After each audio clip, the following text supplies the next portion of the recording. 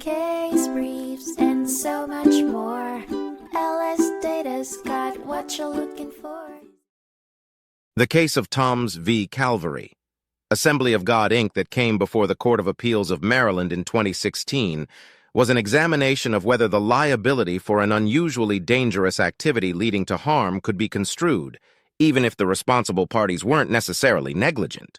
At the heart of the courtroom drama was a fireworks display, claims of havoc on a dairy farm, and the contentious question of whether it constitutes an abnormally dangerous activity. Andrew David Toms, the owner of the Maryland dairy farm, contended that the noises from the display caused property damage as well as deaths of 4 cows, which eventually led to lost revenue. On the flip side were the respondents, Calvary Assembly of God and Zambelli Fireworks Manufacturing Company.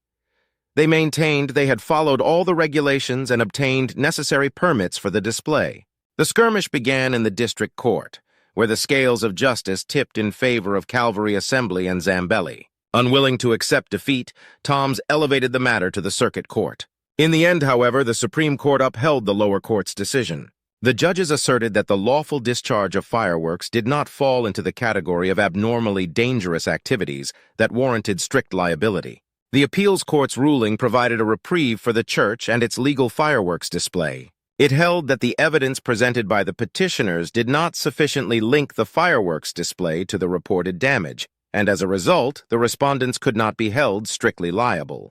Thus, the court upheld the principle that lawful activities such as fireworks display carried out under regulations cannot be branded as abnormally dangerous.